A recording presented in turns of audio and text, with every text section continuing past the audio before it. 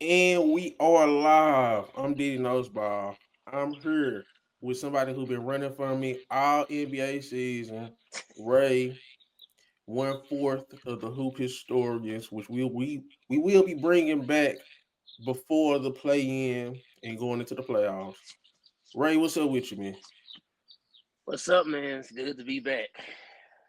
I know I've Man, been it's I've good. been I've been gone for a minute now, but the villain is back. Man, it's good to have you back. Especially, bro, this seemed like the perfect time with the LeBron, Stephen A stuff, the Lakers getting Luca. I did just want to get how you feel about the current state of the NBA, whatever your mind goes to first. Like what's been going on in the NBA from your perspective? Uh, for one, uh, it's getting more competitive. It's getting more towards the end of the season. People get trying to transfer back into postseason mindset. Um, the one thing I seen something about like how teams be tanking, Mm-hmm.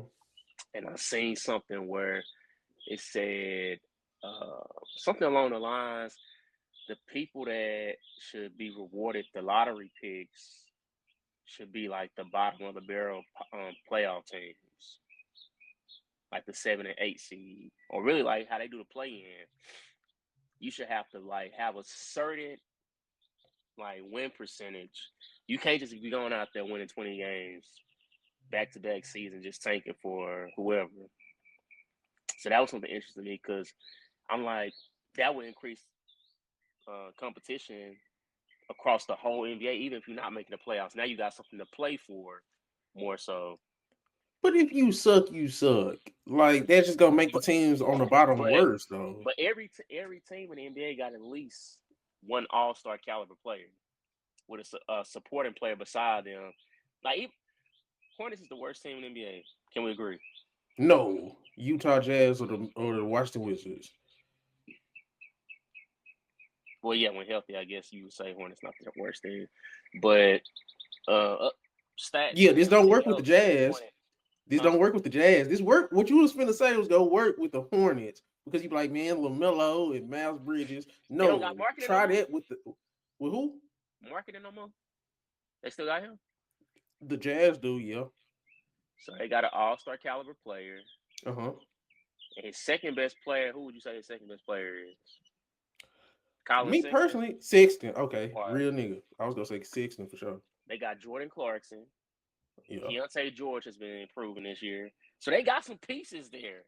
It ain't like they don't have nothing there at all. Now but watch the okay. Wizards. They got Jordan Poole, who is a borderline. He's still on the he, fence of if he's gonna be a All Star at least one time in his career or not.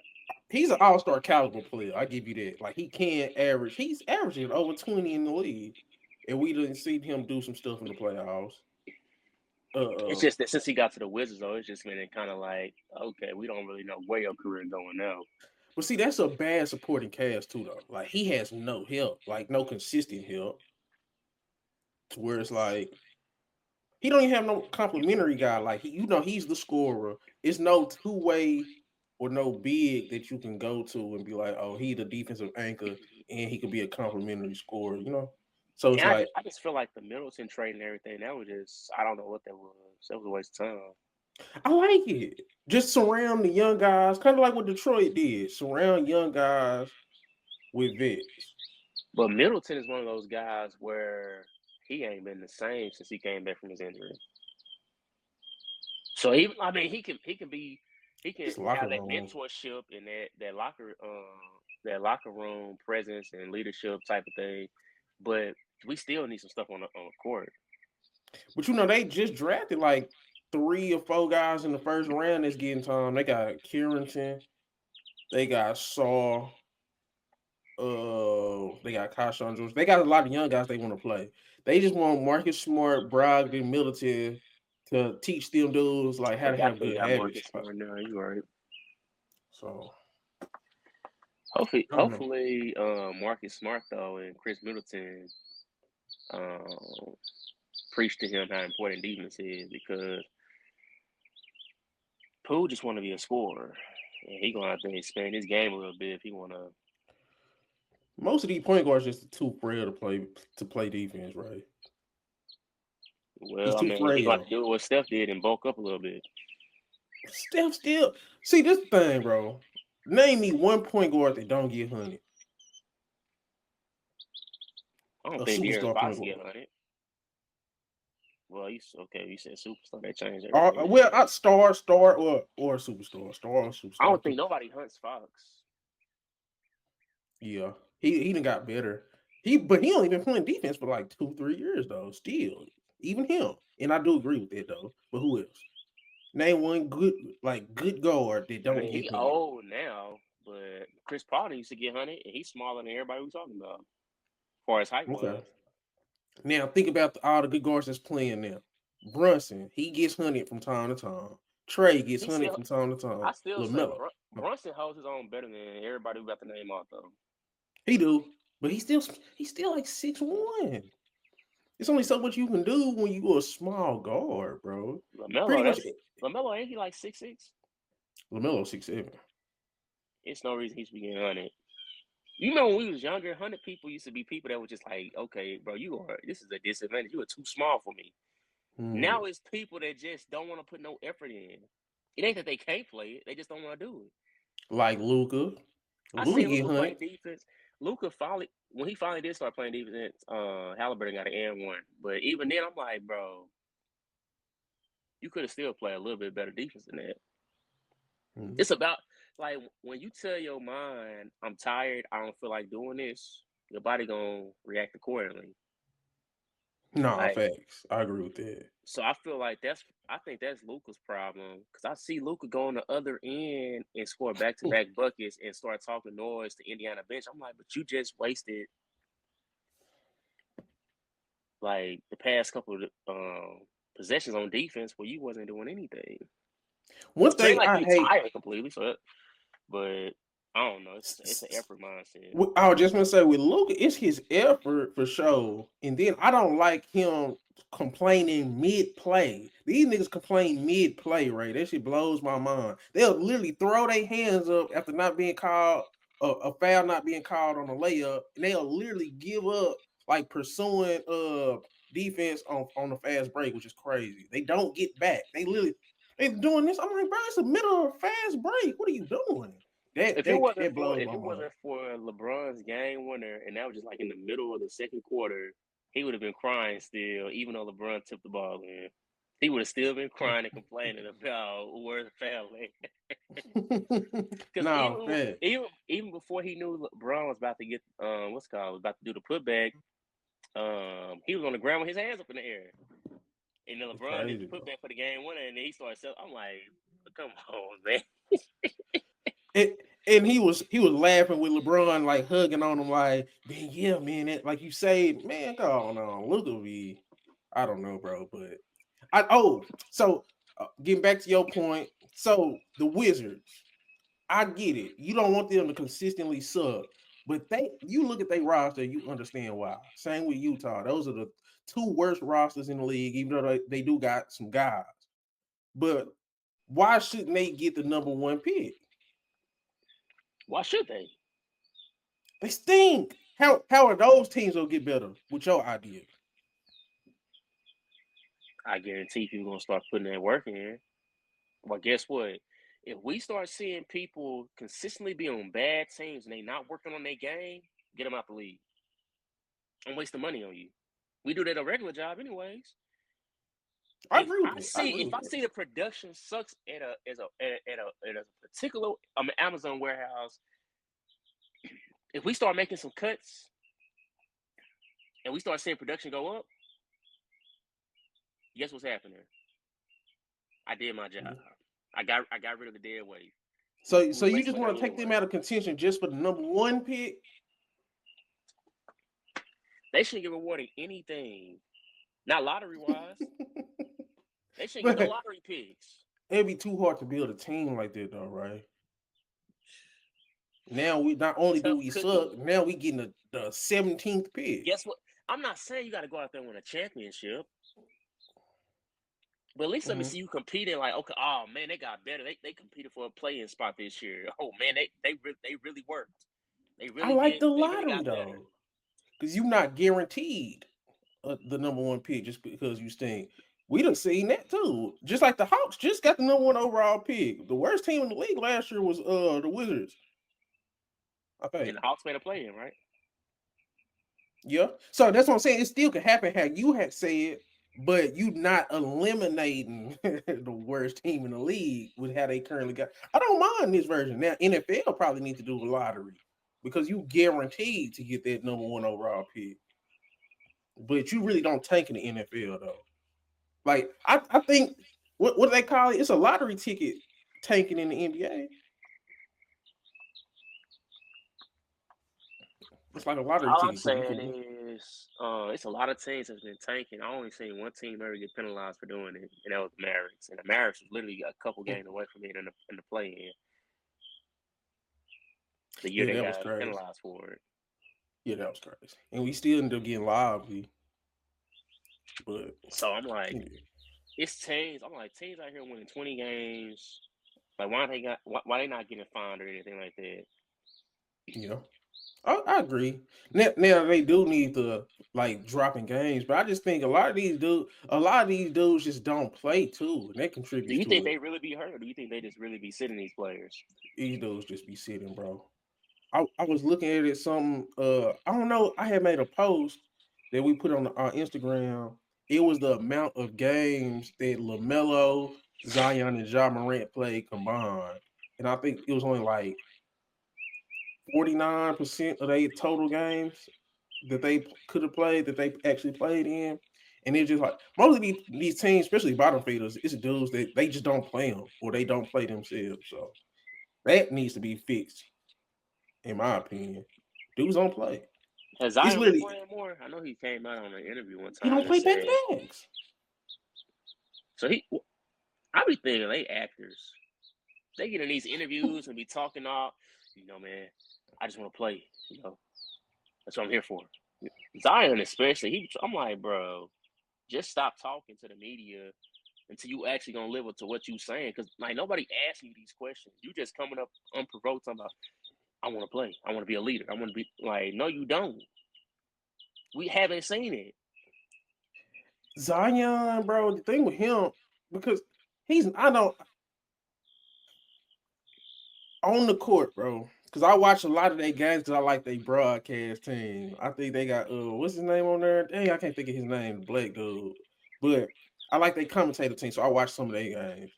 Zion, what he really good at, bro, he understands what the defense do against him. So let's say he can problem solve in game. Oh, they guard me this way. He a good playmaker. He can get to the rim. He is the best finisher in the league, percentage wise, since he been in the league. The thing with him is he even yes, the off the court stuff, but is he even good enough? The best version of Zion, how good is that? We don't even talk about that. I don't think he's good enough to be the best player on the championship team, even if he's 100% right. I don't know. Every time I see him on the court when healthy, he's always a top 3 player on both teams. But wasn't he doing that with against the Lakers? Yeah, And what happened? he got hurt. Oh damn, he got hurt. Mm-mm. So I'm saying they still lost, and he gets hurt. He don't stay in the best of shape. I I can don't. say that was his career high game. You right. You right. We haven't even got to see it. Now that I think about it, because I'm like, bro, I can say the best version of Zion can definitely be the best player on the championship team. But the thing is, can he stay on the court long enough for us to know he's the best player on the court? that's crazy. I damn near rolled him off for something that we haven't seen. It's been like 6 years, bro. I ain't finna just. I can't keep doing this with him, bro. I can't keep doing it with him, bro. You okay? The best version of Zion. Do It's you That's think it could because be his better than the potential is best so version of high. Paolo? That's why we so invested in Zion because his potential was crazy. Is it higher than Paolo's in your opinion? Potential wise. No, because Paolo can shoot. I think Paolo playmaking is already better than his. Paolo came in the league with playmaking. Zion is becoming a play. It's one thing to be a playmaker versus become a playmaker. Hmm. Okay. So you would still take okay. Start bench cut. Zion, Paolo, Cade. I'm starting Paolo, benching Cade, cutting Zion. Because the other two, at least I know they're gonna be out there. They're gonna be available. And I don't care how much potential you got in the world. If I know that your availability is gonna be limited, I don't need you on my team. What's your thoughts on Cade? No, that's true with the availability too. I got it I the mean, I, exact same way. I said it. I'm gonna have to go find that clip somewhere. I said, man, I mean, I was calling out other number one players in the league. I said, you give him this supporting cast he got right now, they gonna be struggling too. I said, you start giving him some help, and we're gonna start seeing a change. I But mean, but it wasn't the what help. It wasn't the help that we thought he was gonna get that actually made a change. We thought he needed some better help, but look at. I mean, he just he needed got some. competent help. Yeah, he got a supporting cast of role players that know how to play their role so versus a whole bunch so of young guys that's just all trying to figure it out. what do you see with him? Like, cause it's like he not fast, he not athletic. It's just something about his game. Like, what is that? He's a ceiling raiser for sure, too. He one of them dudes like a Jokic, like a Luka, to where it's like, I don't need much. I just need the right pieces, though. I mean, how many times have we seen this in the league though? Like a person that's not the fastest, not the most flashiest, not the most athletic. Like we seen this a couple times. Jason Yeah. Kidd is the first one to come to mind. Like he was never the fastest dude on the court. Was he quick with the ball? A little bit, but he was never just out there like, oh, I'm about to just blow past these people. I'm about to just be the most athletic guy. He was never none of that. He was always one of the most important people on the court. Especially for his team, he was definitely the most important person on the court. Yeah, facts. Also, so you see some Jason Kidd in Cade, huh? A little bit. Damn, I like that. Cause I was watching, I forgot who they was playing, but he's so strong, bro. Like, bro, Cade is strong. He got some bully post moves in his game, bro. Like he uses their shoulder. He got that little hook shot, and I'm just like, bro, because I ain't gonna lie, I've been the biggest Cade. Like I wasn't on board with Cade because I'm like, bro, he's never won nowhere since Montverde. Like Oklahoma State when he was in college, they stunk. They stunk, bro. Detroit, they was literally one of the worst teams we've done seen. But they lost like 20 games in a row last year. And It my was something whole like point that. was, and my whole thing was, right? It's like if you are this caliber of a player, there's no way you let your team lose 20 games. So I was questioning him that, and then the athleticism. But what I seen this year, he top 10 in scoring, top 5 in assists. With he got Malik Beasley and Tobias Harris. Jaden Ivey, who was his second guy, averaging 19 points. He's out, and they still are ascending. So I think he's one of those few players that can raise the ceiling of a team, and I think that's very valuable. And I don't know. I still rather have Paolo over him, but I'm definitely putting Cade over Zion too. So I had it how you had it. It ain't gonna Paolo, front. Cade, Zion. I ain't gonna front. I do gotta say this. I gotta apologize to Cade because my first ever topic I ever spoke on Cade, I dogged him. I think we all did as a podcast. It was an episode in particular where we was just straight dogging Cade. So I apologize about that. I Cade, apologize too. you just in a bad situation. So Yep. we see now what you can do with a playoff roster. So I mean, shoot, just keep going out there and proving people wrong at this point. And we was hard on him because he's from the Metroplex. You know That what I'm too. saying? The biggest thing he was known for was that weird video with old boy. So it was like he showed improved though, and then I think that's the problem a lot of times, bro. It's okay. I think it's okay to be critical. You getting paid all that money. You got the keys to the franchise. You the number one guy. You have to be the number one guy. It just took Evan Mobley too, though, right? Even Jalen Green to a certain extent. That draft class. You remember how people was talking about that draft class? They was Yeah, comparing people to Grant Hill and Kevin Garnett. They was comparing they who's they compare compared Cade to Jalen Green? Luca. You see what I'm saying? So this was supposed to be that special draft class. It just took them a little bit longer because we start criticizing after year three. We was criticizing them in year three. So that was an appropriate time to criticize them. It just took them that extra year to start hitting these accolades. How you feel about Evan Mobley? Because he was getting KG comparisons, bro. I think I never that's what seen makes that me from him. critical.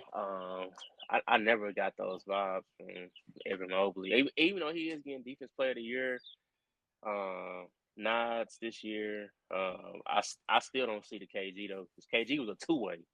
I don't think Evan Mobley is probably going to reach what KG was on the offensive end. Um, especially, I mean, Evan Mobley is playing more so how KG kind of when he got to Boston. I'm gonna sacrifice my offense because we have two pieces ahead of me that is the first and second option when it comes to that. I do what I have to when it comes to it, but for the most part, I'm focusing most of my energy on defense. I agree with that. I always looked at his game and I was like, offensively, bro, I wouldn't even want him to be a top two option. I wouldn't want him to be a second option. I do think that third option role is good for him. But like I said with Cleveland, because y'all get on me all the time because I'm a D Mitch guy. But I think Garland and Mobley, I don't trust them as number twos and threes.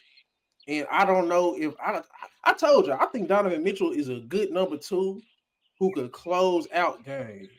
Like a Jamal Murray. Like Jamal Murray when he was with Jokic when they won that chip, I think Donovan Mitchell can play that role. That's So where I like Donovan you think Mitchell. they would have still won a championship that year with Donovan Mitchell Yes. instead of Murray? Yes.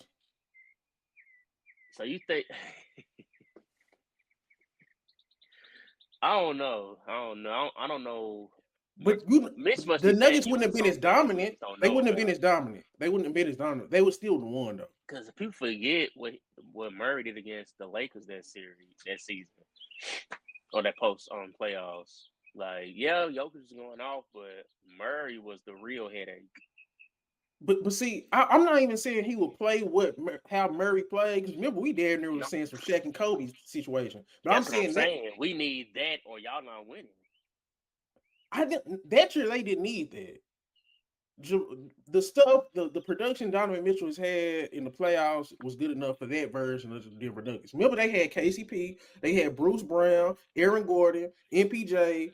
That was a different team. I think you forgetting though. I think you forgetting though. Every No, fourth quarter, the Lakers were up. Jamal Murray started playing otherworldly in the fourth quarter every time. He was already having solid games throughout the quarters, but that fourth quarter, if they didn't get that Jamal Murray, all the other guys you mentioning was not going to step up and do that. So they needed that from Murray every time. oh, so you saying just Like there's just Murray was out no. there after like 33 points in that series. Now I agree with you. I think Jamal Murray was otherworldly, but I'm saying what Donovan Mitchell brings to the game. I think so. You don't think Donovan Mitchell with Jokic and that supporting cast during that run could have won a championship, or you think it just had to be in Jamal Murray the way he approaches fourth quarters and how he It scores? just depends on what Mitch we get in, because the last couple postseasons, it He ain't was been the good best, last year. huh? He was good last year. D Mitch was good last year, right? If he, bruh, first of all, in that first round, he fell off. He started off hot, but he cooled off a lot. That's why they went to 7 games. Bro, Orlando was not no. just playing that great to where y'all should have went to go 7 games with them. Nope. We not gonna do that. Let's look at it. Okay, Let's go look look at it it. up. Let's look Now at it, break it bro. down game by game. Don't look at the Because whole overall thing. 'Cause overall, it's gonna look like, oh man, he played out of his mind. But when you look because at the game by game analysis, you're gonna be like, okay, hold on a second now.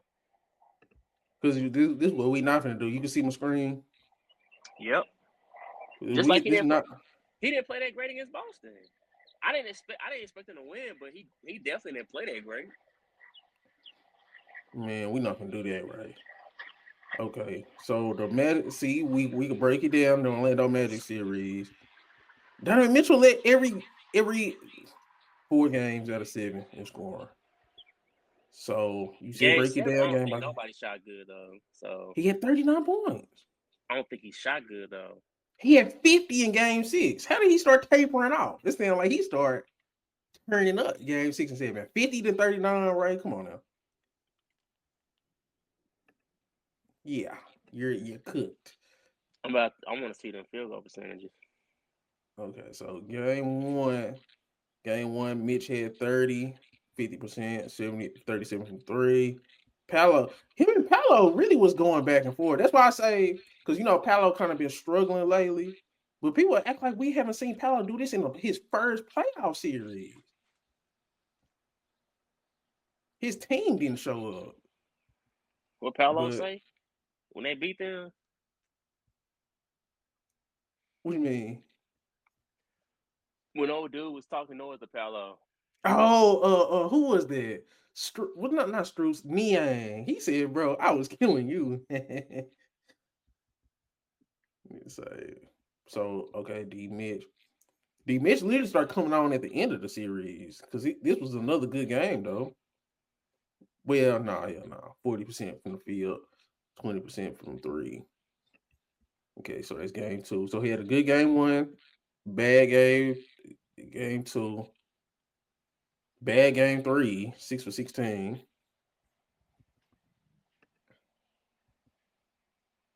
My lord, probably another bad game. Bad game four.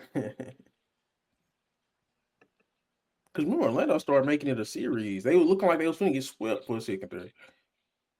Paolo was going on. Paolo was the best player in that series. I don't care what nobody say. Paolo was going on. See, Donovan, bad shooting performance, 39%.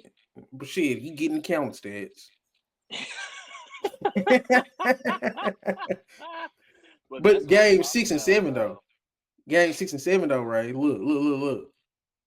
22 for 36, 61% from the field. 50 points in a 50-point game that they needed. Now they up three. Now it's tied again.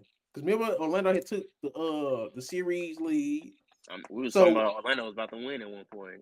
yeah, and then game 6, that 50-pointer on 60% shooting.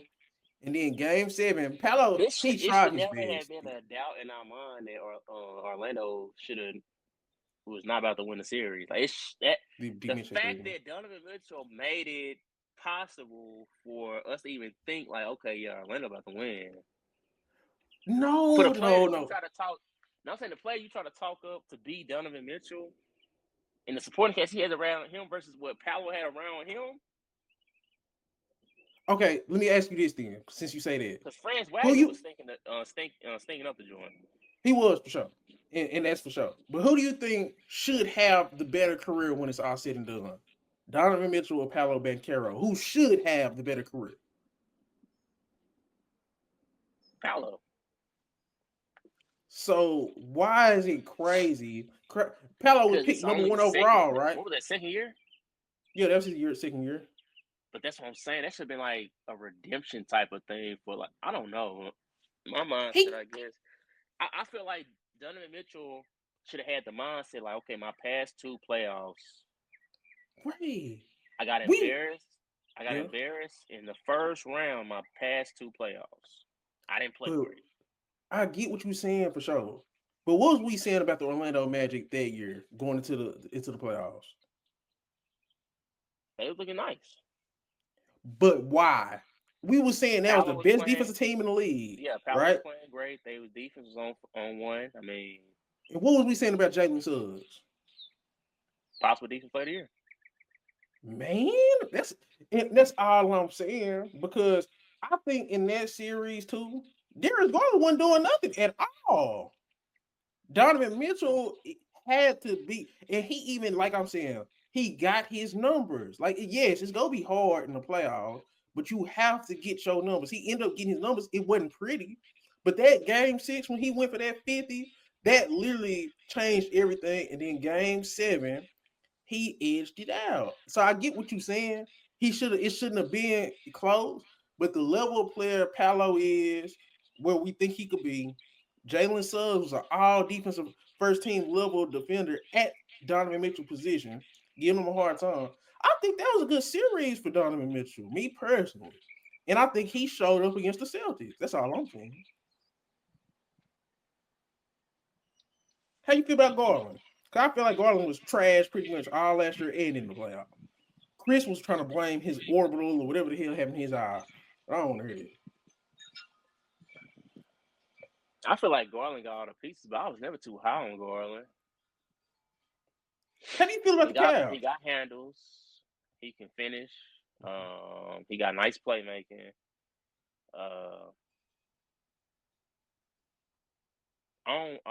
To my knowledge, I don't view him as a defender or anything like that. But terrible defender. He got everything when it comes to offense, but I still just, you ever see a player, you like, man, there ain't really much they can't do on offense, but you still just not like too sold on what they can be as an offensive player.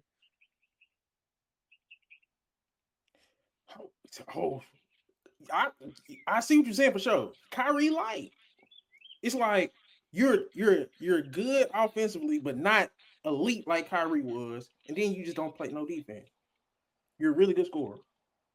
Well, you're a good scorer, but you're not elite. That's how I feel about Darius Garland. Do you think he's good enough to be a number 2 on a championship team? I don't. No. That's why I said, especially not what he's been showing so far. Because my thing with Cleveland is, like I said, I'm a Donovan Mitchell fan, but I'm not. You think I feel like you think I'm delusional when it comes to Donovan Mitchell, which I'm not. I know what Donovan Mitchell is. I think he's a second option on the championship team that could also be a Finals MVP. I think that's fair. That's a fair assessment. But he's in the number 1 option role, and I'm saying when the playoffs come, he's not going to be the reason why they fail. I think Darius Garland isn't good enough as a scorer or as just being a second guy, and Evan Mobley isn't good enough or more consistent enough as a scorer to be the third guy. And Donovan Mitchell is out of his role, period. But I still think he's going to be the best performer on that team, so I don't see how it'll be his fault. He'll get the blame. But you get what I'm saying on that part of it? That's all. That's all I'm saying. Darius Garland was nowhere to be found last year in the playoffs.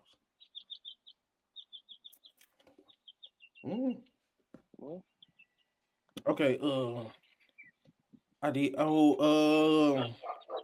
Dame. So Dame got the same stuff that Victor Wembanyama had. Did you see that? Yep. I'm definitely saying that. Bucks cook. Is it over? No possible chance going into the future. I'll get off Dame now. I mean, yeah, I think it is. You still got Giannis. I don't know what the status of Bobby Portis is. He's suspended. He come back late April. Okay, so yeah, I mean he probably gonna miss at least the first couple games in the first round, if not the whole first round. Nah, he go be back. Not late April, early April. He gonna be back April 8th, I think. So he gonna get the last few games to the regular season.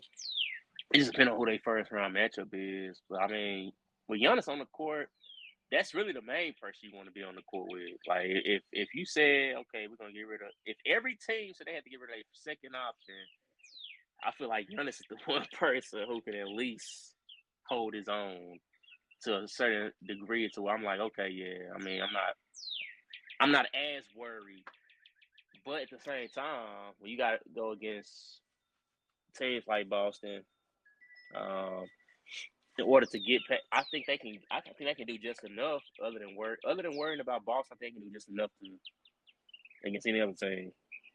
Because that's my thing, right? Because remember, it was Boston when they lost Middleton. Remember that year where Giannis was just going crazy in the playoffs? Yep. The last one he was actually healthy in. It was just with him, right? I think so. Yeah, that's when Grant Williams. It was one of them games. It was one of them games. That was when they played. That's when Boston played Golden State in the championship. I think so. Yeah, that was definitely that year. Because remember they beat Miami when Jimmy. Like, see, we gonna have to talk about that. Oh, the first year of the conference finals on MVPs, huh? Yeah, but I think this is over with. Man, the Bucks are losing round 1 now. I don't think it. Wait, who would they play? I think they'll play the Pacers. They still beat the Pacers. You think they can't beat the Pacers in the 7th game? Because last year they'll beat the Pacers without Giannis. This year they play. If Giannis is there, you don't think it's a different story? Yes, I think they beat the Pacers. That's what I meant to say. They can beat the Pacers. Oh, I meant to say, wait, what? But right now they the sixth. They sixth in the standings right now, so it'll be New York. It'll be New York in the 3-6. It'll be Indiana in the 4-5 versus Detroit. They could beat the Knicks too. It just depends on what Knicks show up. Cause I don't know when Brunson come back. Cause Brunson been gone for a minute, and I think didn't they just lose to 'cause I think Knicks. I don't know if they end up losing to the Clippers. Yep, Clippers came back. He came back last night. They was up on the Clippers the whole game, and then just Kawhi just turned up. Uh, but nah, the Bucks are cooked. The Bucks are cooked, bro. But they could beat the Knicks in the first round with or without Brunson. You feel the same? You said the Bucks can beat the Knicks with or without Bronson? Yeah.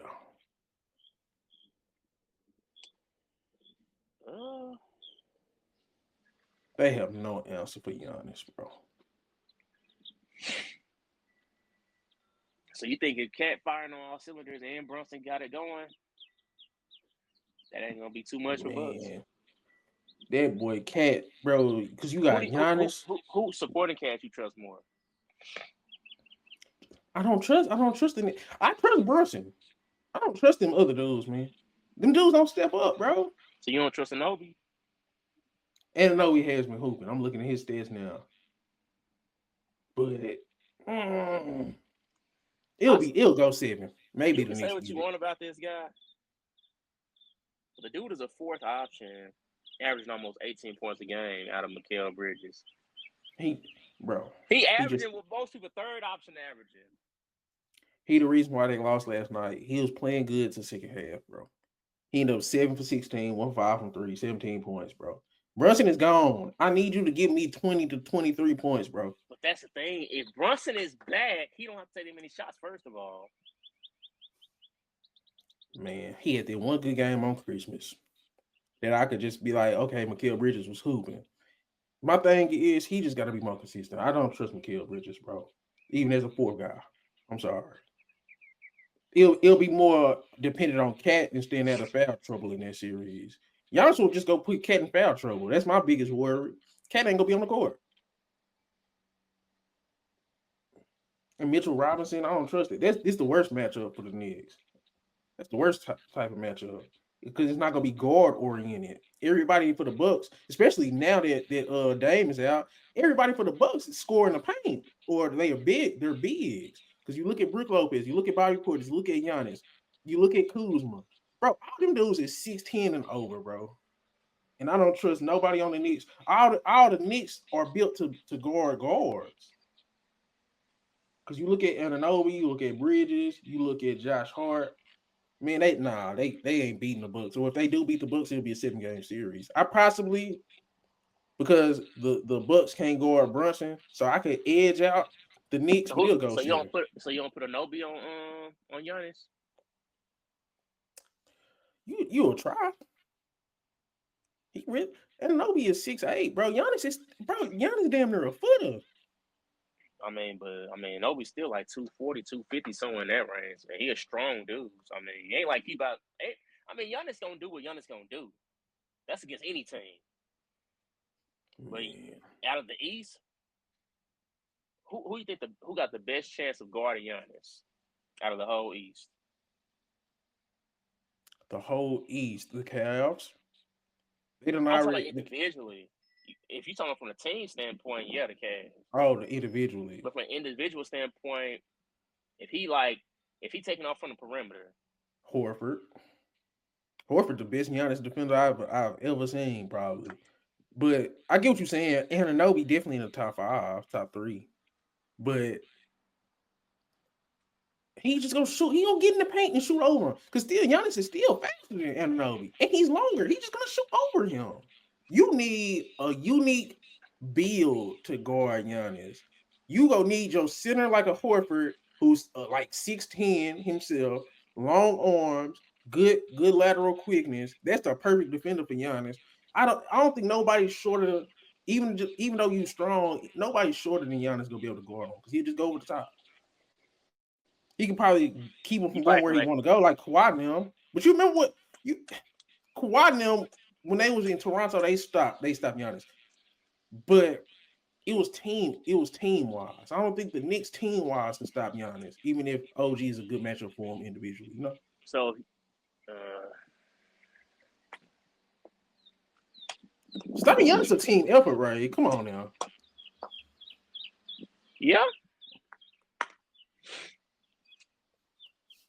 Say they like your best defenders is Josh Hart, McHale, but they all perimeter defenders. A guy that go in the paint, and then you got 3 other 6'10 plus guys. I don't. It'll be fun though, for sure. It'll be fun though, and this could go either way.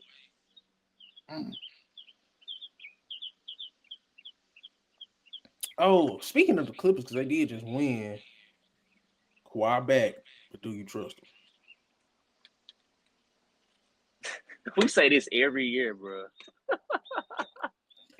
I ain't trusted that dude since he got to the Clippers. Bro, man. That boy got to LA and started taking acting classes, man. But this is his best team, bro.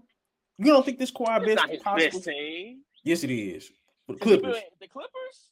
Yes. The bubble was his best team. Man, I don't know, bro. Norman Powell The giving year you they went to the 23 a Western game, Conference bro. Finals and he got hurt was his best team. He just wasn't there. Nope. Overall, because Zubac is borderline all-star level center. If this team don't get to a Western Conference Finals, I don't want to hear nothing about this his best team. I'm just talking about talent-wise. He been in 2 situations. He been 1 game away from Western Conference Finals, and they've been in the Western Conference Finals without him even on the court. So if they don't get to neither one of those, this is not his best supporting cast around him. No, I'm saying for in terms of talent, I'm saying there's no excuse with this team. This team should be good enough if Kawhi's good enough. That's what I'm saying. So Kawhi is healthy. They're gonna be in the Western Conference Finals. If he is who he say he is, they should have a chance. That's what I'm saying. That's not fair. I don't know. Did you see, bro? Did you not see what he did to the Cavaliers like last week? I mean, you talking about the playoffs now, so I'm thinking about James Harden in the playoffs. But I'm saying we've seen Kawhi in the playoffs. Even the last time we just seen Kawhi in the playoffs, he was giving the Suns buckets. My thing is Kawhi just has to be available. He played 2. Oh well. I guess you can count 2. I don't know. They lost it though. They won 1 and lost 1. Man, quit acting like Kawhi ain't one of the scariest 2-way wings if healthy in the playoffs. Would y'all want him in the first round? When the last time he been healthy in the playoffs? No, okay. He didn't finish the series last year. Okay. Would y'all want him in the first round? The Lakers. You know what Luka got to get? Luka history against the Clippers? No, that's true. That's true. Kawhi know what Luka is. Kawhi don't want Luka in the first round. Nobody want Luka in the first round, but especially the Clippers. Man, stop it. Kawhi still the whoop. You see what Luka did against Clippers even this year when he got to the Lakers. Stop it, Ray. That boy Luka has a perm. It's every superstar in the history of the game always had that one team. They just always they gonna go off against. That's Luka's team. You know Clippers are 6 seed right now, right? You know they didn't jump all the way up to 6. That's good. Oh, so you just not buying them at all? You just out. Man, until you show me different, my mind is going to stay the same on who you are and what you are. Regular season, I give them all the praise. Clippers have a history, even before Kawhi and Paul George was there. They have a history of fooling us in the regular season every year. They had the most talented team throughout the 2010s and the 2020s, and they still ain't did nothing. Okay. I mean, and we do this because we want talking points, right? We want to talk about Kawhi. You know, Kawhi done did this. He's a champion. He's proven. He's an MVP caliber player when he's healthy. He's a 2-time or whatever defense player of the year. So we always gonna have faith in Kawhi, right? No, he ain't. What have you done for me lately? That's what Janet Jackson said, didn't she? But we still be acting like, oh, you know what, he did this several years ago. The last time he won a championship, man, it's almost. Come on, man. I'm just saying, bro. They gonna be a tough out if Kawhi's healthy, bro. Now, the chance of him being healthy is it's not great, but it's a little echo. I can hear myself a little bit on yours, but I don't know if it's anything that could be done about that. But I'm just okay. What didn't we talk about? Let me see. Did you The see game Jimmy's? winner. Oh yeah, we gonna get to the Lakers. I'm saving the Lakers and all that, but we gonna be talking about that for the whole time. Uh, did you see Jimmy talk about the Heat culture? Did we talk about that already? No, we ain't talked about it. He said, bro, basically Heat cultures is a scam, and pretty much it's just they had good players.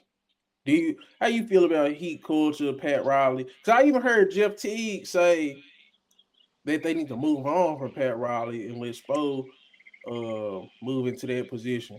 Do At you some think point, we're gonna have to start talking about Jimmy Butler. Maybe he the problem because everywhere he go, it ain't never him. It's always the team. I agree? Cook. Every situation he's been in, it's been him. He left Bulls, it was Tom Thibodeau. He left what's it called? He left Minnesota, it was Tom Thibodeau and Cat. He left what's it called? Philly. He started a unwarranted beef with Tobias Harris. He left what's it called? Miami. Now it's Pat Riley. I'm like, bro, come on, man. Come on, man. Tobias Harris ain't have no beef with you. Like, what you call him out for? I told you. I think Tobias Harris over me? Like, bro. Jimmy I'm not Butler. taking nothing away from what he is as a player, what he's done on the court, but it's like, bro, you're problematic, man. And I think that's the reason why him and Draymond is gonna really balance each other out in the long run. Because Jimmy Butler, in a sense, is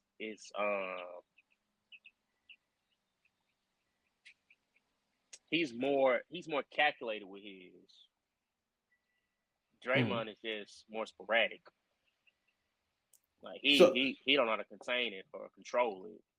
who benefited from Heat culture more? Was it Jimmy Butler or was it Heat culture? Because he basically was saying, like, it's just the fact they get good players. It's not really a Heat culture.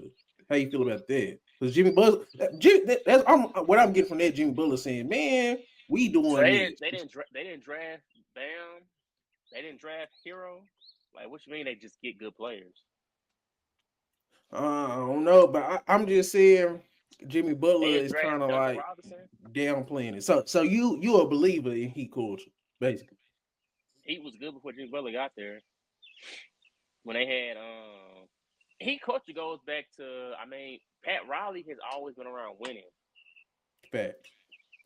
He won in the '80s as a head coach. He's had solid teams throughout the '90s and 2000s. 2000s they won a championship. Then they get through free agency in the 2010s. On the big end, they get LeBron and Bosh.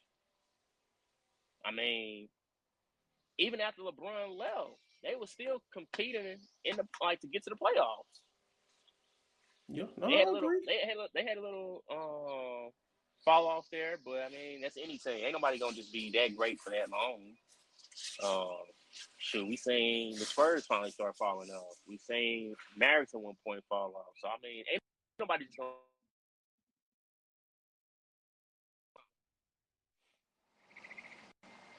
But I mean, hey, when you angry, you're not thinking straight. So of course you're not gonna. Jimmy Butler, like I said, Jimmy Butler is problematic. Of course he's not gonna come out and say nothing good about them. And the wound's So, still fresh. Like, come on, man. because I was hearing a lot of players back Jimmy Butler, like Lou Will, Jeff T. I Of course. think, Come man, on now. I already know, but that's my problem. That's why I think it's a player movement in the media You ain't where gonna hear it's Dwayne like, come out and agree with him. Of course, people who ain't never played for the Heat gonna say that stuff. They don't have no ties to Pat Riley. I'm just saying. I like Pat. Yeah, I like Pat Riley. I like Jimmy Butler too. But like you said, we know who Jimmy Butler is. He done did this everywhere he went. It just my thing is, bro, because I see it a lot with the players in the media. They want everything to be pro player. Man, this is not like everything can't be pro player. Jimmy Butler was under contract. I think he still had like 2 more years. He wanted to get played. He damn near quit on the Heat. And yes, the Heat have been struggling. People have been pointing that out. So they saying the Heat lost. But you turned Jimmy Butler into Andrew Wiggins. Eventually, Davion Mitchell got over there.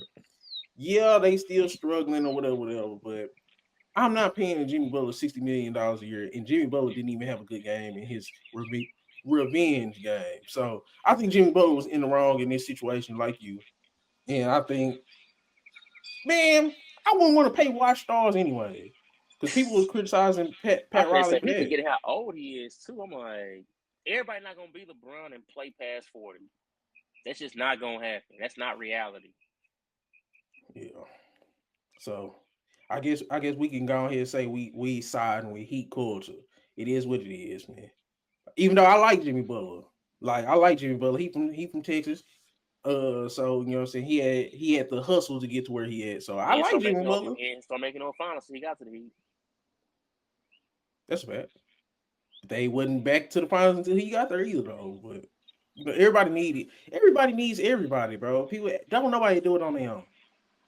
Uh, so you think he still get his jersey retired in Miami? Yeah, he gonna get it retired.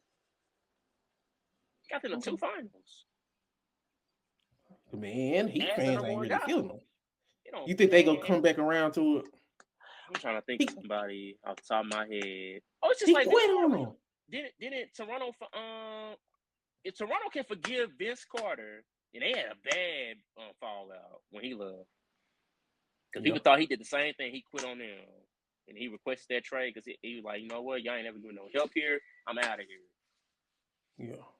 So they eventually forgave him. Man, anybody's forgivable in the NBA. Like it's been a lot of times superstar players had bad fallouts on one team, and shoot, still came back years later. It may not happen when you want it to happen. You may want it to happen sooner, but it's still gonna eventually happen. Okay, y'all agree. I think he definitely is. He a top 10 Heat? Gotta A be, top huh? 10, yeah. Okay, for sure. Okay. Is the moment everybody been waiting for? Lakers. Lakers just beat the Pacers. LeBron buzzer beater. He played a terrible 3 quarters. Let's just keep it a book. And they found every way to still glaze the man. But he came through at the last second. Am I lying? I mean, I don't know, man. You gonna hate on him regardless. He could have had Bro, Mark Jones. a spectacular 3 quarters and a bad 4 quarter. You gonna just spend the time on the 4 quarter. But Mark Jones and Dorisburg, come on. I love them as a duo on ESPN. But Mark Jones, like, he's Martin not Jones shooting is great. funny, bro. He The one of my king, favorite the them. king of Well, slogans. he's the T.I. I always call him the T.I. of the NBA, bro. Like, he got slogans, and then he just used big words. He ostentatiously, huh? They don't put, come on now. But, He is who Stephen A. try to be when it comes to those like using certain words. oh, wow. But, Lakers versus Pacers. What was your overall thoughts on the game? Takeaways from a Lakers fan perspective. It was a roller coaster for sure. I feel like we should have been put them away. Um, it should have been a really a blowout victory. But uh, at one point when we got up 10 or 11, I thought, okay, yeah, Lakers about to go on the juice. It's about to be at least a 15, 20 point victory. It went another way, ended up being a great finish. And yeah, that was my take on the game. What was different about this game versus the 3 previous losses? Because y'all was on a 3-game losing streak. Y'all lost to I forgot who the team before. It was the Bulls, and then I it think was LeBron played backseat to Luka and Reeves more. oh, so that's what you said this I think game. he allowed Luka and Reeves to be the 1 and 2, and he just played the back. The he had a bad first 3 quarters, but at the same time, it wasn't like he was just like in the way of the offense. He wasn't stopping the flow. He wasn't slowing down the game. He was letting Reeves and Luka do their thing. Yeah. Did you see that lineup where they had took LeBron out? They put Luka out there. I think it was with Gabe Vincent. It was Dorian Finney-Smith. It was Vanderbilt. It was a whole bunch of dudes that couldn't score. And I was like, oh, they wrong. Then when they put LeBron in, he had Finney and Austin Gabe Reeves, supposed to knock Dawson down Connect. catch and shoots. That's what Who? the Lakers. Finney and Vincent supposed to be so called knockdown catch and shoot guys. No, That's what don't do Lakers that. supposed to Don't be. compare. Don't compare Vincent to Finney. Finney is actually No, good. I'm Oh, saying that's what Lakers is like expecting their roles to be. but give me Connect too though. Give me one. Give me Yeah, I Connect really or have Connect Reeves. out there. Connect should have Vincent minutes. I've been saying that. Even though they I two agree. totally different positions, but I'm like They don't Reeves, need Gabe Vincent LeBron, though. or Luka should be on the court because Facts. any of them can play point guard. So I'm like, we don't need um, Gabe as a backup point guard or like. I still don't even know what his established role is. I mean, he plays some solid Point of defense here attack and there, defender. but I'm like He that. ain't stopping none of the top guards anyway though. I just don't. I don't think he should be getting more minutes than what we seen from Connect though. He only gives more minutes than Connect because he's supposed to be the point of attack defender. Outside of Gabe Vincent, who playing point of attack defense? Vanderbilt.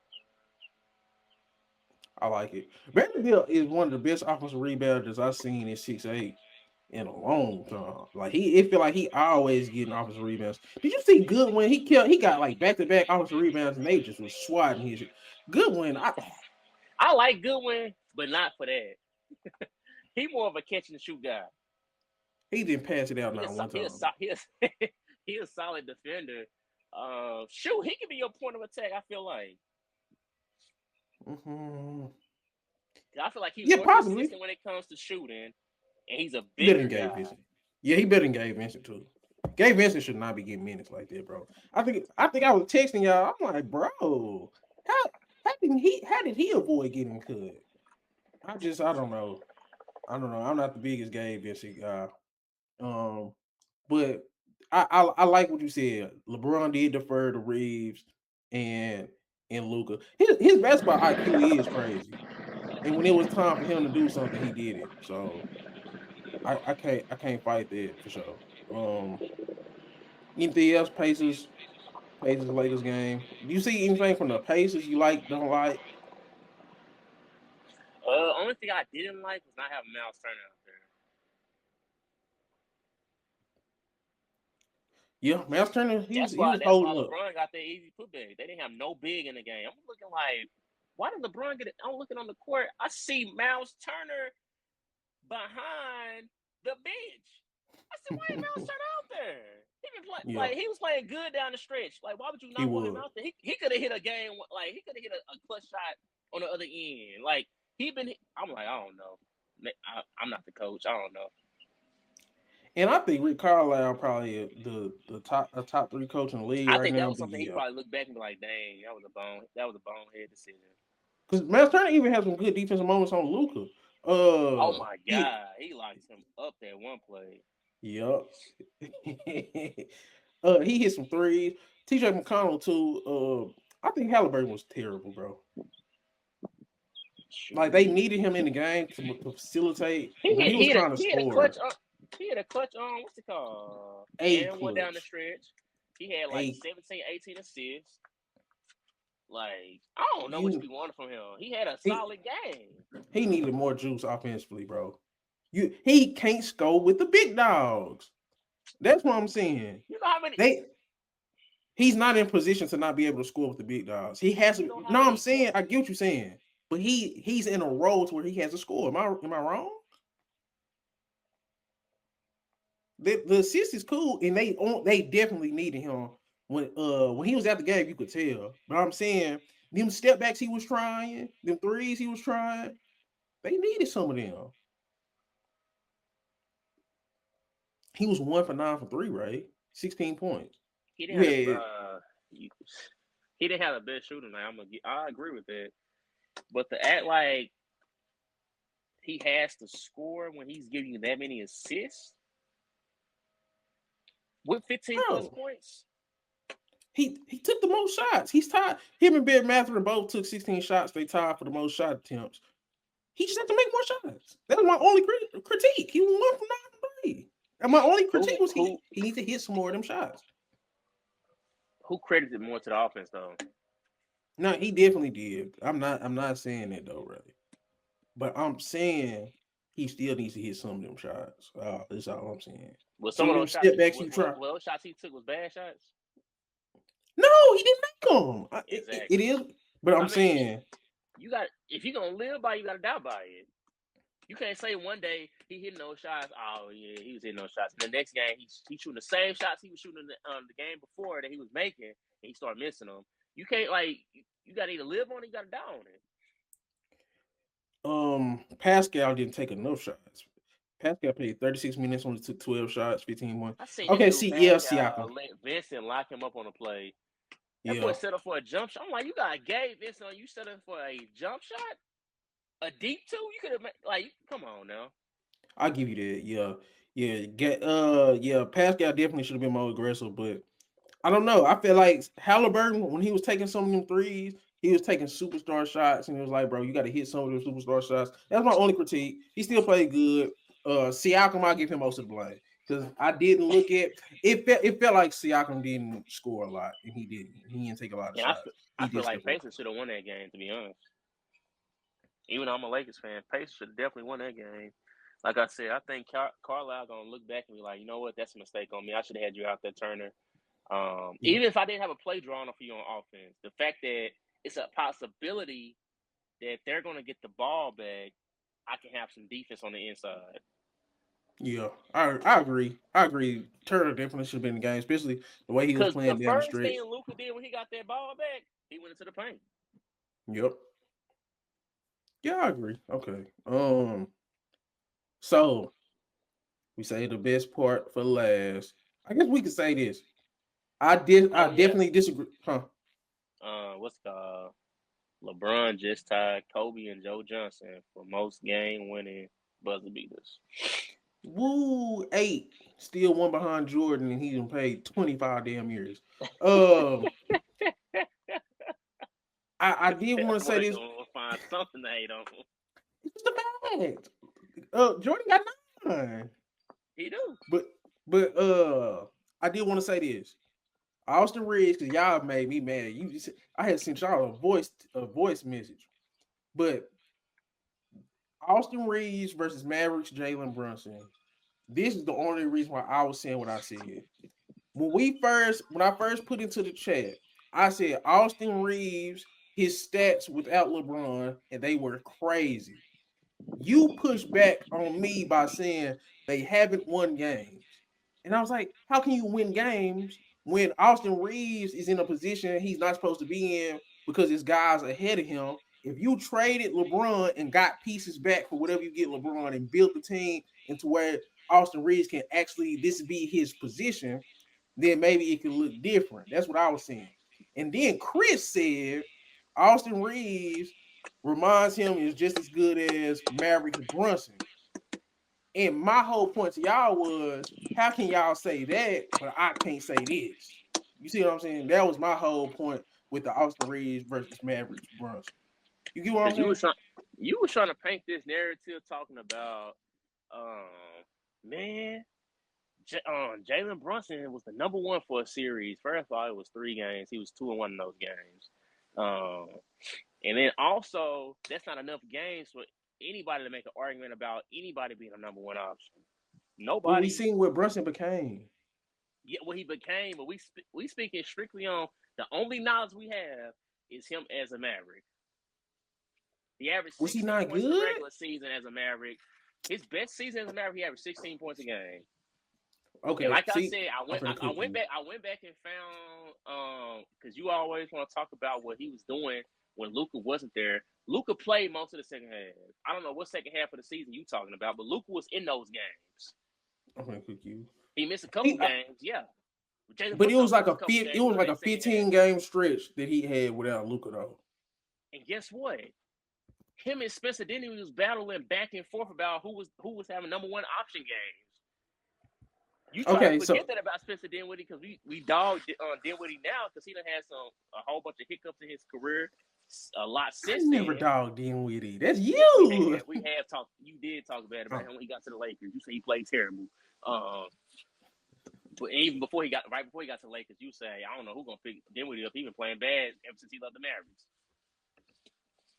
But aside from that, they was having back and forth games where it'd be some games Dinwiddie going off, another game Brunson going off, and then Luka will be right back in action. Luka automatically goes back to number one option role. And then they battle for who the number two option sometimes. It'd be some games Dinwiddie was playing so great, he'd be matching what Luka was doing. It'd be some games Jalen Brunson playing so good, he'd be matching what Luka doing.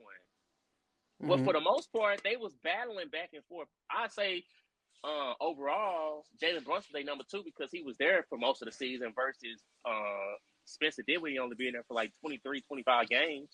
So I will say Jalen Brunson was their established number two. And then when the playoffs came, it definitely was sitting role who was a number two option. It was Jalen Brunson. So who is better, the Reeves that we seen without LeBron, or the Brunson we seen without Luka? Who was better? Let's just quit the cookie cutter. Let's who's better? Austin Reeves without LeBron? That what you're asking me? Yeah. So Austin Reeves numbers without LeBron. Yeah. 28 points, 8 assists, 6 rebounds. Mm-hmm. What's the record though? It's only 9 season. Okay. Let me see. Let me look up the record. What is what's that website? StatMuse. StatMuse. Right now, from what I'm seeing, they 2-3.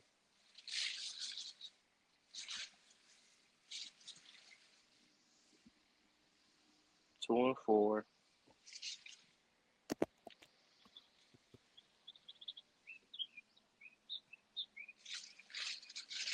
Three and 4.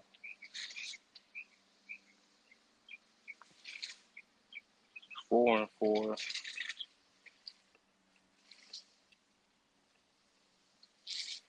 Okay, so 5 and 4 without LeBron, Austin this year.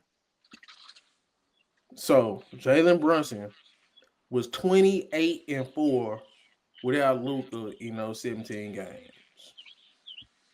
Let me see. Wait, 17 games? How is he 28 and 4? Wait, what? That's 28 and 4. I'm talking about his stats. Oh, 20 points, 8 assists, 4 rebounds in the 17 games without Luka. I mean, I don't know. Luka, Luka. Austin Reeves, bro, it's not. It's you acting like Jalen Brunson was playing like Michael Jordan or something. Like, bro, it's not far-fetched. Dude was averaging 28 points, 8 rebounds, and 6 assists. But I'm okay, but I'm saying, okay, it's cool that you say that. That's finals MVP you numbers. dissing Austin Reeves low-key while I'm saying they weren't winning games. All I said was, if you built a team around Luka and LeBron, and you get rid of LeBron and replace assets because those two are young still. You trying to rewrite what I did even when Luka and them was there. I didn't think Luka and them was about to make no Western Conference Finals with their roster, so I didn't think Jalen Brunson was good enough as a number two option to get them deep in the playoffs. But I'm saying, why are y'all shitting on me for saying get rid of LeBron, build around Luka and Reeves? You don't think you could build around Luka and Reeves and still get to where Luka got with Brunson? Who gonna take LeBron role? You have Luka and Reeves. Just put somebody else in a situation. So who gonna step up? I'm saying who gonna step. So you saying the step up is Luka and Reeves production? That's the step up. Yes, we seen it last night. I mean, Luke was still on the court though, but I mean, LeBron's still on the court, but But he gave you 13 points. You see what I'm saying? wasn't like 13 boards too. But I see what you're saying. So I'm saying you don't think you can replace that. I'm saying. So you don't think LeBron is changing? I don't think LeBron's necessary. I don't think LeBron is necessary, bro. We seen Luka do it. You don't think LeBron changing his role? You don't see that? Because that's what the roster have. I'm saying if you trade LeBron to let LeBron go, he's replaceable. What you trying to get though for LeBron? That's my question. I'm not the damn GM, but I'm saying he's replaceable. I'm saying if you do, what is something that you want beside Luka and Reeves? Oh, okay. A big, either a good enough big, okay, so somebody like a Jared Allen or maybe like a bigger wing like an OG Anunoby. One of those type of prototypes. Do you see Cleveland being open to that if Cleveland don't have another? I would love it. I would love it for both teams. Would you be open to it? So you saying LeBron finished his career off in Cleveland, and they do a what's it called? Like they trade him there and he retired there. All I'm saying, yeah, I wouldn't mind it, but all I'm saying is LeBron is replaceable because you have Luka and Reeves. And I'm saying that's no crazier to say that than what y'all was saying when y'all compared Reeves to Marius Brunson, who was on a trajectory to become a star who could eventually lead his own team. You know what I'm saying? That's all I'm saying. I think LeBron's growing injury is more serious than what Lakers really trying to point out. But you see what I'm saying, though? I think LeBron is replaceable because of Reeves and Luka now. You know what I'm saying? When it was LeBron and AD, he wasn't replaceable. But you see what I'm saying now? I don't do the narratives. It ain't no secret. I don't like LeBron, but nigga, I love basketball. I'm not going to disrespect the game by, man, just trade LeBron. I'm not just saying it just because I don't like LeBron. That's basically what I was trying to tell y'all. And what I'm saying is no crazier than what y'all was saying comparing Reeves to Marius Brunson, who we seen Luka get to a Western Conference Finals with. You see what I'm saying? That's all I was saying. If Reeves is that, then they have enough already. You just need to replace LeBron, who is replaceable. You see what I'm saying? Okay. Jeez, y'all just trying to make me seem crazy, bro. So I'm just saying, when we made that comparison, you were just like, oh no, it ain't nowhere near. I'm like, we're not trying to compare him to any other version of Brunson other than his last year there. And shoot, even his numbers with LeBron on the court is comparable to what's it called? To what's his name? Not to Jalen Brunson's with Luka. Oh, the playoffs was a different Brunson.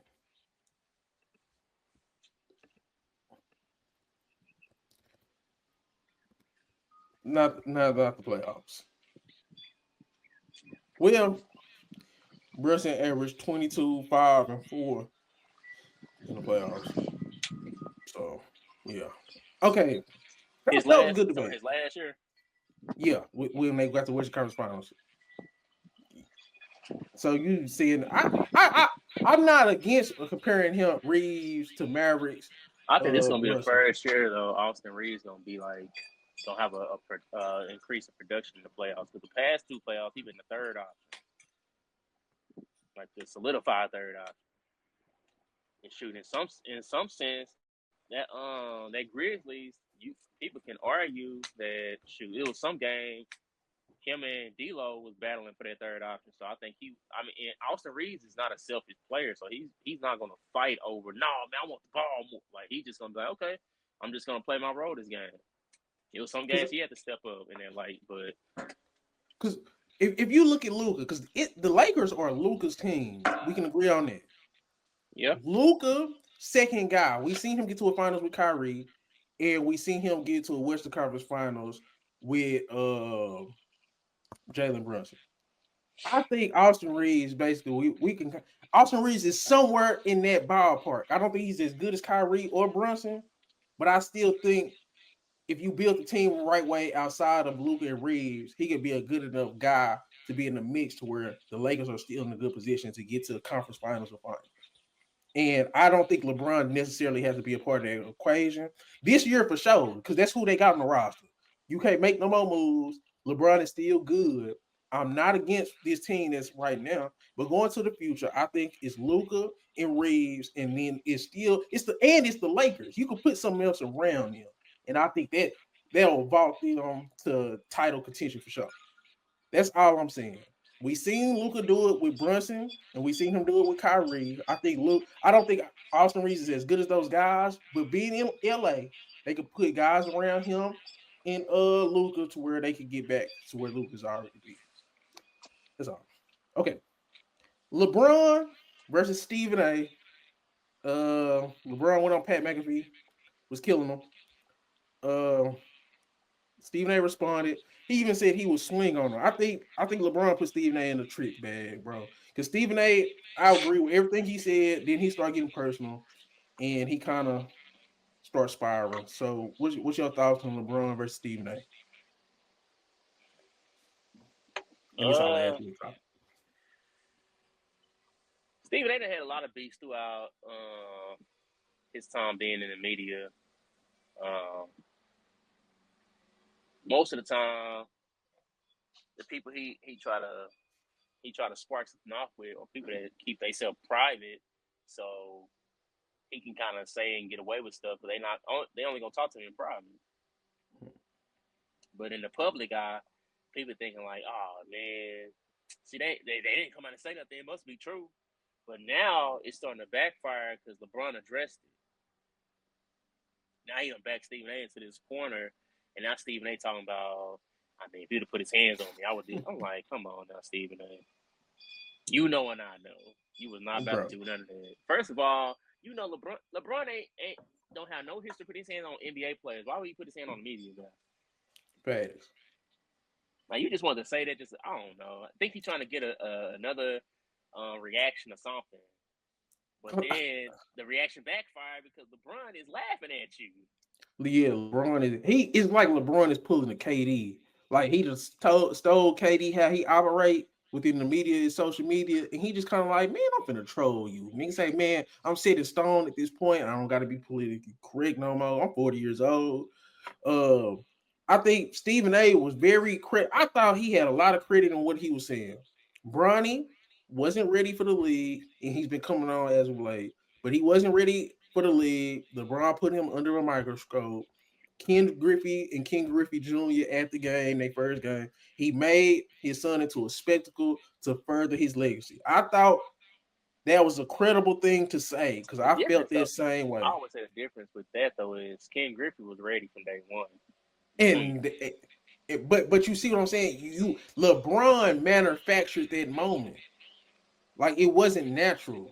And I think a lot of people seen that. Even Stephen Yep. A said he circumvented the meritocracy of sports by using his power and influence to put his son in a position that he didn't naturally earn. I thought that was fair. Where LeBron won was making Stephen A come out and saying, like, oh, I could have beat you. Like, you know what I'm saying? I would have swung on him. And now Stephen A getting personal. Stephen A is no longer keeping it basketball like he said he was doing. Now he's getting personal, questioning this, Now questioning it's that. now it's now it's showing that okay, maybe you just hated him all along. That's the only reason why you spoke on it. Yes. Because now I'm no longer on Stephen A. side because I'm like, I'm not the biggest fan of LeBron just because it just I got a different of opinion on how I love basketball. Nigga, I ain't LeBron though. Like LeBron plays it at a crazy level. He knows the game at a crazy level. I just love the game, and I just think he operated in some ways that I'm not used to. I grew up on Kobe's. I grew up on other ways, but Stephen A. kind of taking it to a whole different. I'm not siding with that shit. Or it just is what it is. Yeah. And you know Stephen A. a Jordan guy. He's let that be known a lot. Like anytime somebody get on record and say anybody name other than Jordan, he has a personal vendetta with them. I'm like, bro, like everybody not gonna think Jordan is the GOAT, and that's okay. It's It other is players okay. that have arguments. Just like you So I think say he that personally Kobe has has a something against. he has a personal argument. But he has a personal vendetta against LeBron because of that, like how people spark that debate of like LeBron versus MJ. Do you think LeBron overly wants to be considered the GOAT? Because that's what Stephen A. thinks. Stephen A. thinks LeBron don't like him I think because he don't I think think LeBron LeBron's I the think GOAT. LeBron do want to be considered the GOAT. He done Do said you that think? ain't my mouth. But do you think he overly manipulates things and tries to make things look a certain in a way because of that? Mm, I wouldn't say he go that far. I think he does. I don't think he let the game speak for itself enough. I think it's a because look, you know me, just from a basketball perspective, I can leave a lot of stuff out of it. But when LeBron, because I'm not even gonna talk about when they got swept against the Spurs, because when he got them there, he wasn't even supposed to get them there. I'm talking about in '09 against the Orlando Magic, where he didn't played good in game 6, and his supporting cast played bad, but he carried them all the way through those first 5 games. And in game 6, his supporting cast showed up, but he didn't. So he could never get to the Kobe matchup. And then when they lost to Dirk and the Mavericks, it's like, how can you be the GOAT with that? Like your first 10 years of your NBA career, you had your opportunities to cement yourself and you didn't. Yes, he had a harder road than Jordan. He had a lesser supporting cast. So, Ray, is this fair? If you would have got past Orlando Magic and beat Kobe and then done everything you've done now, you would have had a better GOAT case. Is that's fair to say? Same thing with if you beat the Heat. I mean, if you went to the Heat and beat Dirk in that first year, you would have had a better case. Is that fair to say? Yeah. So Even why is though it? even though you Go would have ahead. did what you were supposed to do, the fact that the opposite happened is crazy in itself. That kind of diminished, like, but people try to diminish that part of his career. The same thing they try to point out as flaws for other people's careers. They make it. They create this victim mentality for LeBron and why he didn't get it done. I 100% agree. So it's like I feel like he's using LeBron is using the longevity thing because he is going to be the greatest longevity player the NBA has ever seen. 50,000 points and then all the records he will break in that time of him still playing. I think everything is trying to correct the mistakes he made earlier, but I think you just can't correct those mistakes in a GOAT conversation. I don't think it just uh, it's unfair. But you are in a GOAT conversation. GOAT means greatest of all time. You had your chance. LeBron really had his opportunities. He didn't capitalize. Now I think he's trying to overcorrect with the longevity, and I don't think that'll work. That's just me personally. Now, if somebody say he's the GOAT, he has an argument, he has a case, but then the opposite can be true. And with Stephen A, he's Team Jordan. LeBron don't like that. And I don't know. I like the Pat McAfee interview, but I just don't know, Ray. I think they both have points on both sides. But I side with Stephen A when it comes to the GOAT debate. I side with Stephen A when it comes to how LeBron handled Bronny's NBA stuff. Now, how he treats him as a son outside of that and all the other stuff, but as an NBA dad, I thought he went the wrong way with Bronny. And it's not criticizing his parenting as a whole, just in how he approached Bronny's career in the NBA as you've been in the NBA more than you've not been in the NBA as LeBron. But it could all work out and he could prove us wrong.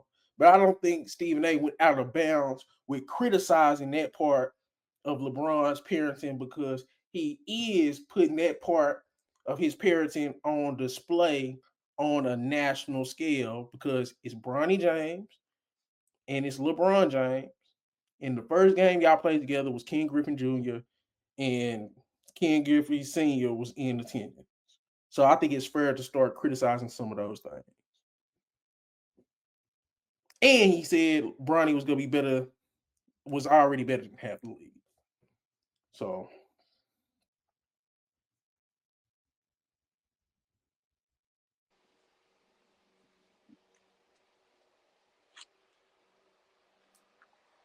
Case in point. I don't know. I feel like it was fun too though. Did you see LeBron talk about how basically the NBA was rigged when it comes to drafting?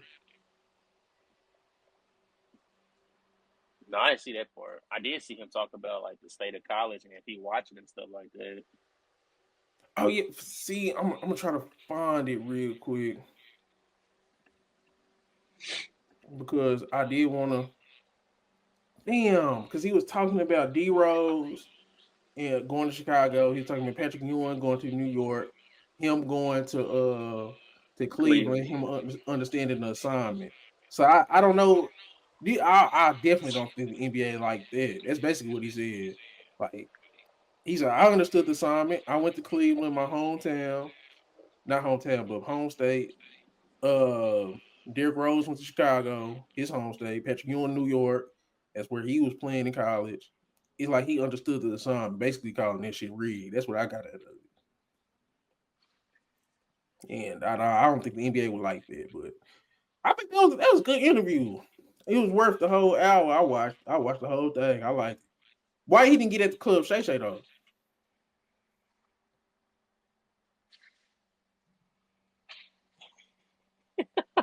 I'm just saying that's the biggest LeBron nut rider in media.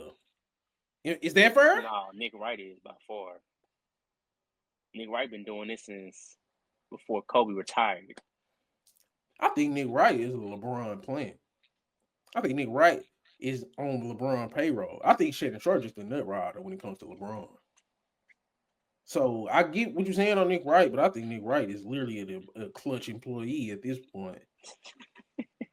I think Shannon Shoot, Sharp just how much Skip pay him? I think he on payroll to be a LeBron hater. Skip, bro, he just understood how to monetize how he actually felt. I think Skip actually feel this way. You don't get to be that damn old. He's still posting YouTube videos till this day. I just reacted to one of his videos yesterday. Like after they lost to He the on Bulls. payroll. Yeah. You No. going you only get this much love when you get that much hate. Yeah. Okay. I mean, that makes sense. Oh. See, that proves my point. LeBron's the most manipulative player in the history of sports, and he don't let the game speak for itself. Nope. That's just my biggest criticism with LeBron. Yeah, he's too much politician. But they also said Skip made him that way. Jason Whitlock made a good point and said Skip made LeBron into the politician that he is today because nobody ever came out and criticized the player and made so much traffic how Skip did LeBron. But LeBron also, you know what I'm saying? He fell short. And I'm not criticizing him for falling short. I'm criticizing him for wanting a certain spot after falling short. I just think that's fair. And we became a world where we so soft, we just can't say certain things. It's so much stuff that's off limits that you can't say. It's crazy to me. Like we didn't grow up like that. We grew up saying, man, he kind of sorry, he trash. Oh, he not this. We not saying these niggas just can't do this. They're just terrible in terms of basketball players, but in compared to who they are compared to, the way Victor Wembanyama came into the league, how can I compare him to goddamn Kenyon Martin?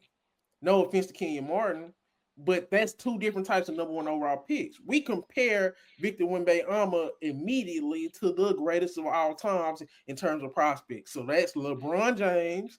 That's who else? Michael Jordan, Magic Johnson, and those guys.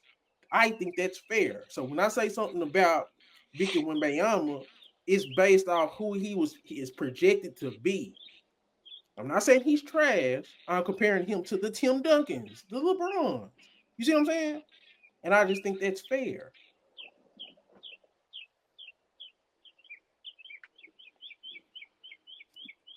But you got anything else? We pretty much hit on everything. Got anything else? No, yeah, we just about cover everything. And we at a perfect hour 30. But say, man, I appreciate you getting on with me. long talk, no talk. So you know what I'm saying? We were long witted on a lot of stuff, but this was fun, great conversation, bro.